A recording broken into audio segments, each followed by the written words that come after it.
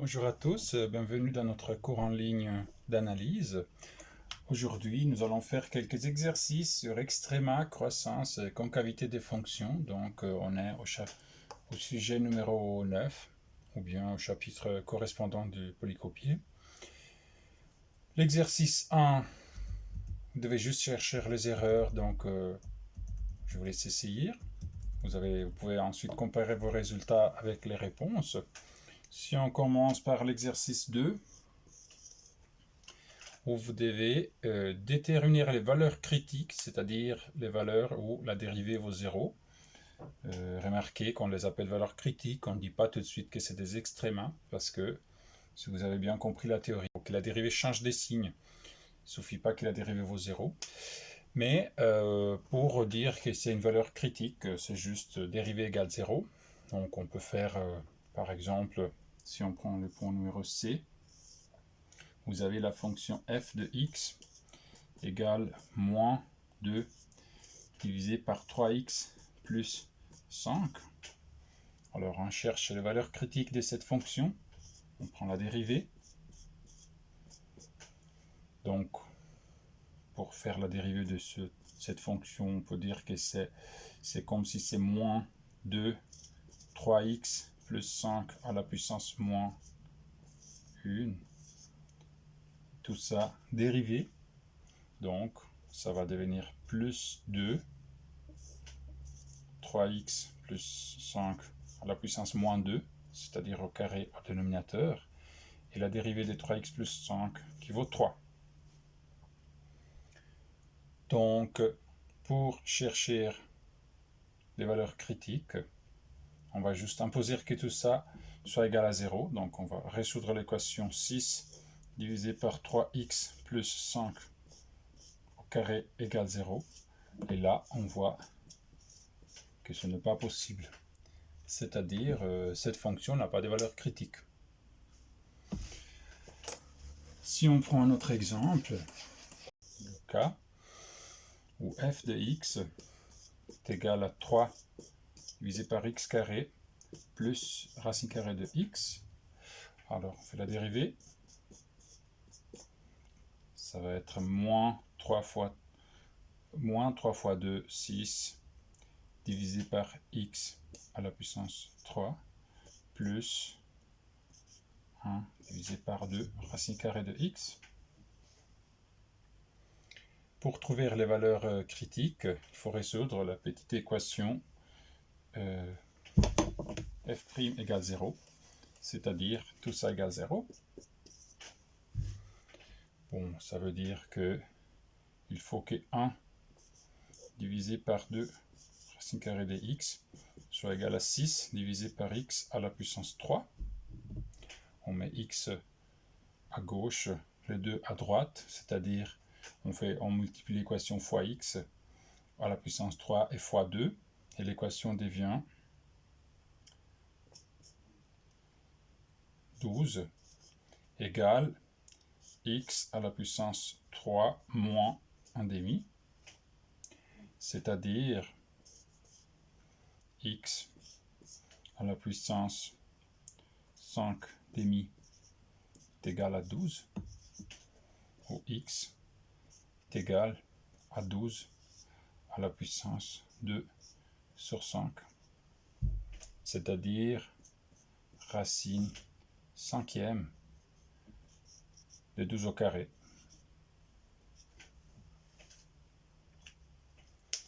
Et voilà la valeur critique pour cette fonction.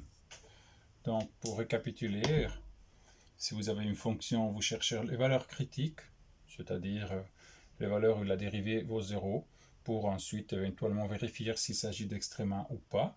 On calcule d'abord la dérivée, on impose la dérivée égale 0, ça nous donne une petite équation à résoudre, il faut la résoudre, et là, les solutions vont être les valeurs critiques. On peut faire ensemble l'exercice 5, partie B par exemple. On a la fonction gx égale x à la puissance 3 moins x carré moins x plus 1. nous voulons faire l'étude de la croissance et de la concavité ou de la courbure. Donc, on commence par calculer la dérivée. Ça fait 3x carré moins 2x moins 1. Pour la croissance décroissance, on commence par chercher les zéros. Delta, ça fait b au carré 4 moins 4 fois 3 fois moins 1. Ça fait 4 plus 12, 16. X égale moins b, donc 2, plus ou moins racine carrée des 16, 4, divisé par 2a, 6. Donc ça fait soit, si on prend le plus, ça fait 1. Si on prend le moins, ça fait moins 2 sur 6. Donc moins un tiers. Et voilà les valeurs critiques. Ensuite, si on veut faire l'étude du signe de la dérivée première, nous pouvons dans ce cas dire que c'est une parabole et que donc cela, juste sachant que c'est une parabole. Sinon, on est obligé de factoriser, c'est-à-dire d'écrire 3x plus 1 x moins 1. Et alors, on va faire les tableaux des signes avec 3x plus 1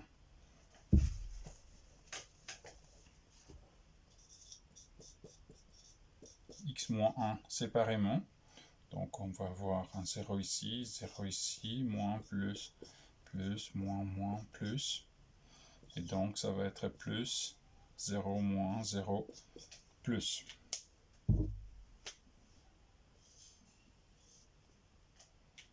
Donc, avec n'importe quelle méthode, s'il n'y a pas d'erreur, la réponse va être la même. Donc on peut conclure que la fonction est croissante pour x plus petit que moins un tiers, décroissante pour x compris entre moins un tiers et 1, et croissante pour x plus grand que 1, avec un minimum un x égale 1 et un maximum un x égale moins un tiers. Ensuite, on peut passer à la concavité ou la courbure. On calcule la dérivée de la dérivée, c'est-à-dire la dérivée seconde, 6x moins 2. Si nous posons 6x moins 2 égale 0, nous trouvons x égale plus 1 tiers. En plus, la dérivée seconde est de premier degré, c'est-à-dire si nous faisons l'étude des signes, nous avons 0 moins plus, c'est-à-dire que la fonction a la concavité vers les bas pour x plus petit qu'un tiers et la concavité vers les hauts pour x plus grand qu'un tiers, avec un point d'inflexion en x égale 1 tiers. Pour finir, nous pouvons faire l'exercice 6. Nous avons une fonction qui n'est pas déterminée, c'est-à-dire l'inconnu est la fonction cette fois.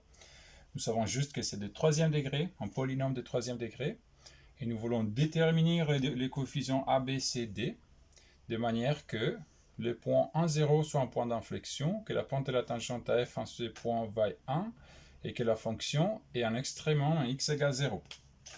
Donc, commençons par calculer la dérivée de cette fonction. Alors la première dérivée, c'est 3ax carré plus 2bx plus c.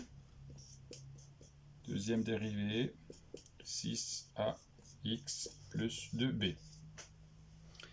La première condition dans la consigne nous dit que les points 1, 0 sont un point d'inflexion, c'est-à-dire que pour x égale 1, la dérivée seconde doit changer de signe. Vu que c'est un polynôme de premier degré, il suffit que f seconde de 1 soit égal à 0.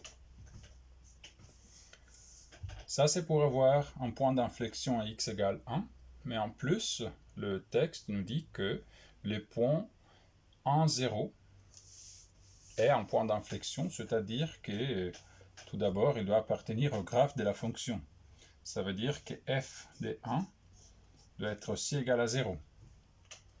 En plus, pour avoir la pente de la tangente à f en ces points qui soit égale à 1, il faut que f' de 1 soit égal à 1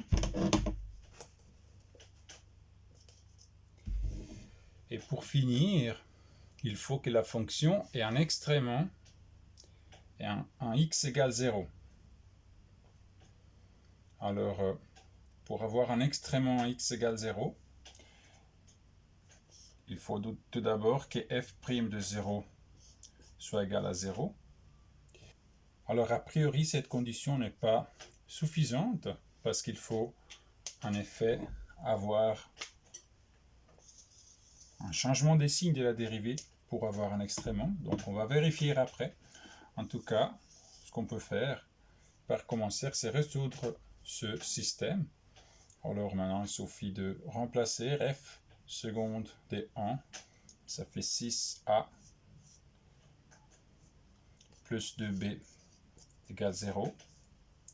F de 1, ça veut dire que a plus b plus c plus d, après avoir remplacé x par 1, peut être égal à 0. F' de 1, c'est 3a plus 2b plus c, qui doit être égal à 1. F' de 0, c'est c, qui doit être égal à 0. Voilà le système qu'il faut résoudre pour trouver nos 4 coefficients A, B, C, D. Après avoir fait cela, on peut vérifier qu'effectivement f' de 0 a un changement de signe en x égale 0. Et comme ça, on peut conclure qu'il y a effectivement un extrémum. Pour aujourd'hui, c'est tout, au moins en ce qui concerne le corrigé. Au revoir et à bientôt.